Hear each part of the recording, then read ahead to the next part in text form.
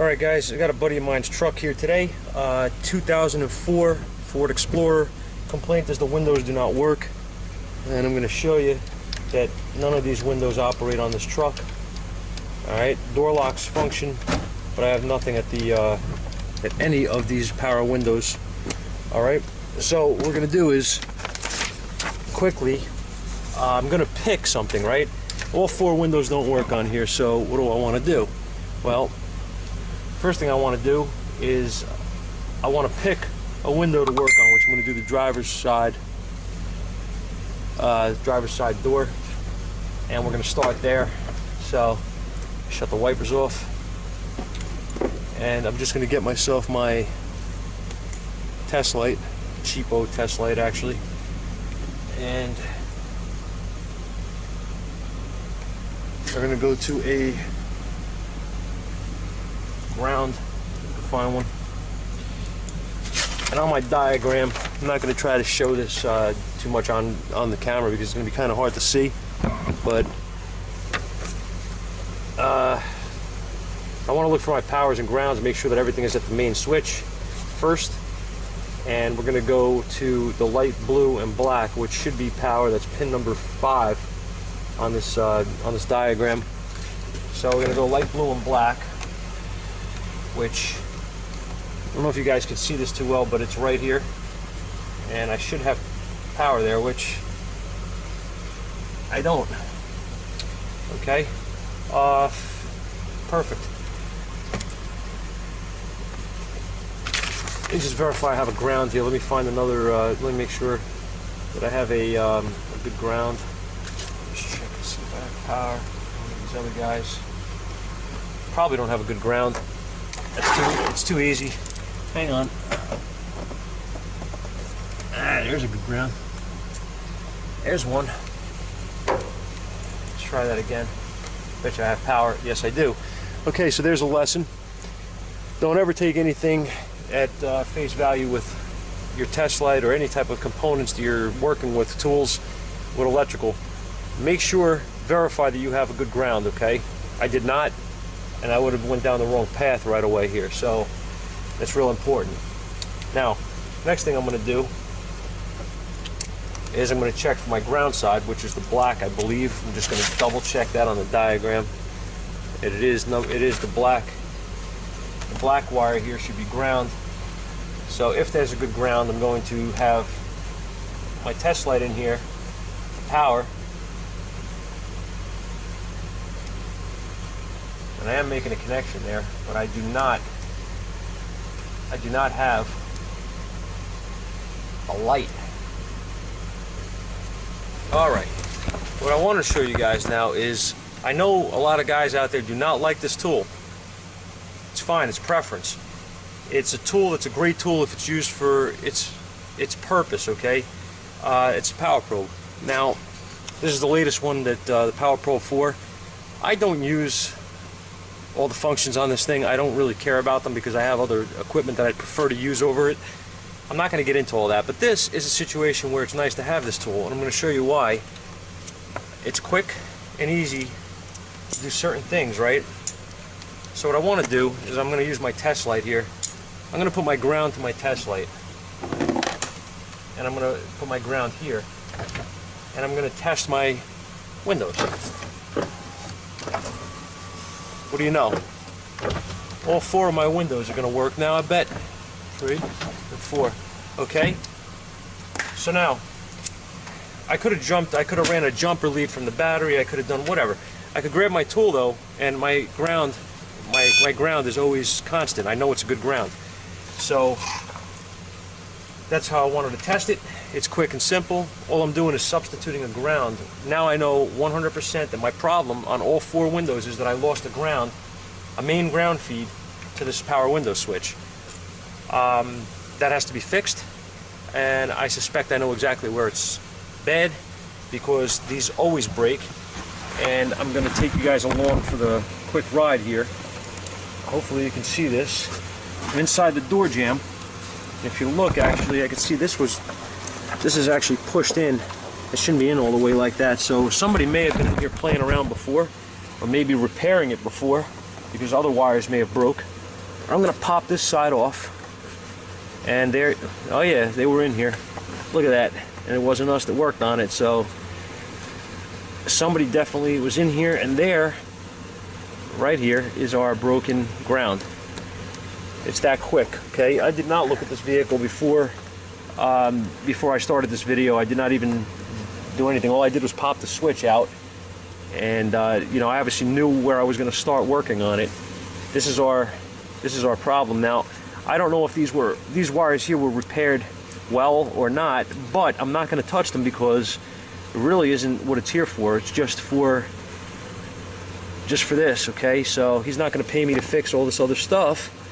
So what I'm going to do is I'm going to repair this wire. I'm going to lengthen it a little bit, and I'm going to solder a new piece in there, and he's going to be on his way. Now, I just wanted to show you guys how fast you can diagnose something like this when you have a wiring diagram or knowledge of the circuit and a couple of simple tools. Okay, now if I didn't have a power probe, and I obviously checked, I want to just clarify something for some of you guys that may not understand what I did here, because I'm not really trying to direct this at techs. You guys know how to do this stuff. When I found that I had power on my light blue and black wire, okay, that's the main power feed into the switch, and I don't want to go through exactly how the switch, everything works, all the functions, whatever. I just want to explain the basics here of how we can troubleshoot this. We have power here, okay? We verified our ground was a problem on the test light because I moved this to a different location on the vehicle where I knew I had a better ground, right? So always verify your ground on the test light. Make sure you test the circuit.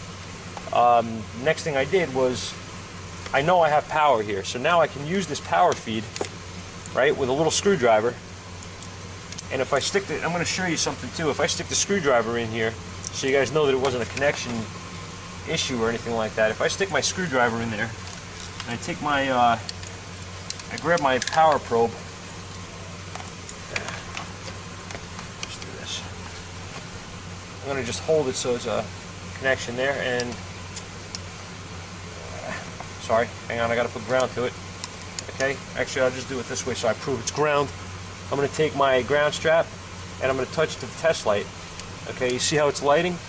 That's what I was expecting to see when I did the same thing by going across these two pins, because this power and ground, this should be constant power and ground there with this thing running. So when I saw no ground on this side, I right away know that I have either a broken wire or the ground is bad wherever it originates, right? So I know on these vehicles, especially the driver's door, when you open and close the door over the years, you're going to eventually end up with something that looks like that. All right, so we're not going to change the harness in this thing. It's not going to happen. We're just going to put we're just going to repair the wire, and I guess I'll leave the video running for now, and whether or not it makes the final version here, we'll see, but I want to keep this short. Alright, so now, first thing I'm going to do,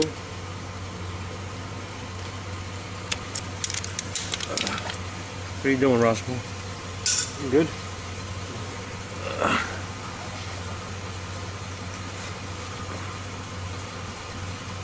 Food? I don't know, lunch. What do you want? Oh yeah, forgot. Happy birthday to me. I have no idea. I have no idea. Alright. So first things first here. I'm going to use a solder gun because there's not a lot of room in here. Very obvious. And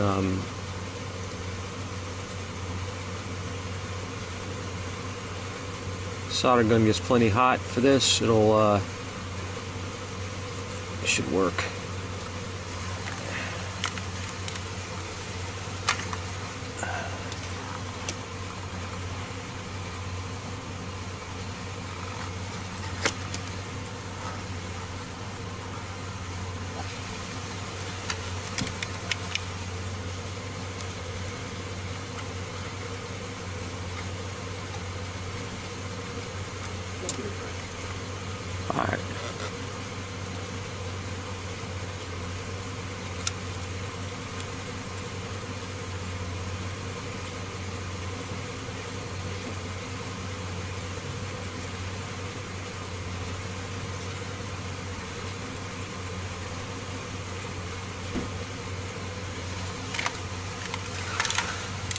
And guys, when you solder, always make sure that the solder flows through the joint or whatever you're soldering, so that you have a good finished product here. Okay. Now what we're going to do is we're going to take our shrink tube, because you know, tape is just not professional, right? Which is not neat either. Looks like crap. I only do that if I have no other choice, which usually isn't the case. And now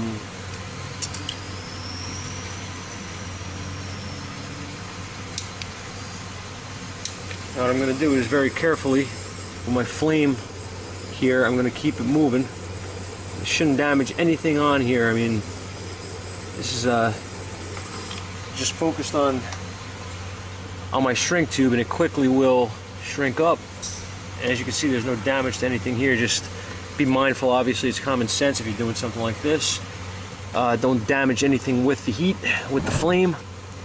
Now what I want to do is get this other side here and kind of pull it around where I have a little room to work. Keep it away from the rest of the harness. And another quick trick, guys, too.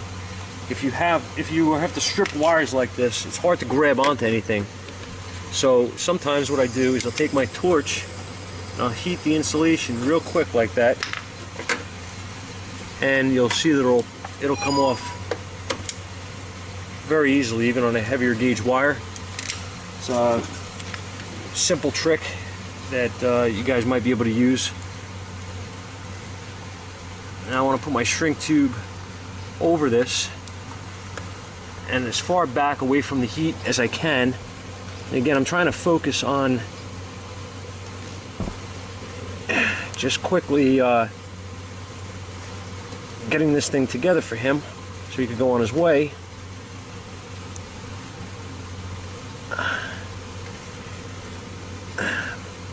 These wires are tight, and there's not a lot of room in here to work. So I know some of you guys are saying, "Oh, I just put butt connectors on it." Well, butt connectors suck, and I don't use them. So they don't make a good connection.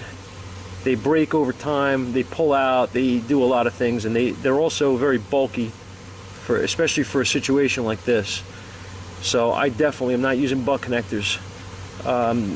They are another thing that's very unprofessional and chintzy, in my opinion. Maybe they have their place on stuff. I really don't even know what, but I don't use them. So again, I find a way to solder my connections and do it that way. Now I know they do have those butt connectors that have the what do you call, solder built in.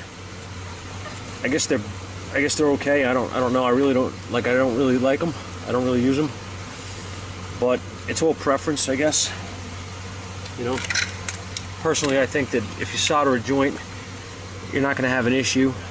If you don't, you more than likely are going to have an issue at some point, even if it's not right away. I want to do it neat and clean.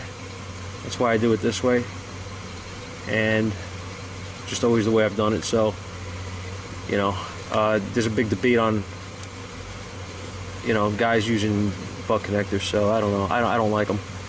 Even if they do work for some things, they're still bulky and they look like crap.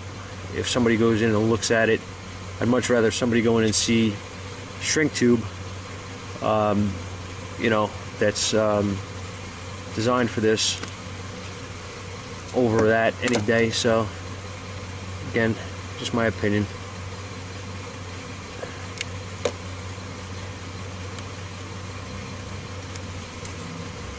And this, by the way, this shrink tube, if I haven't mentioned it, is double walled. It's very thick, and it has adhesive in it, so it's waterproof once you apply it. And that's really what you want to use on anything like this. So that's a tight joint, and I'll prove it because our window's going to work now.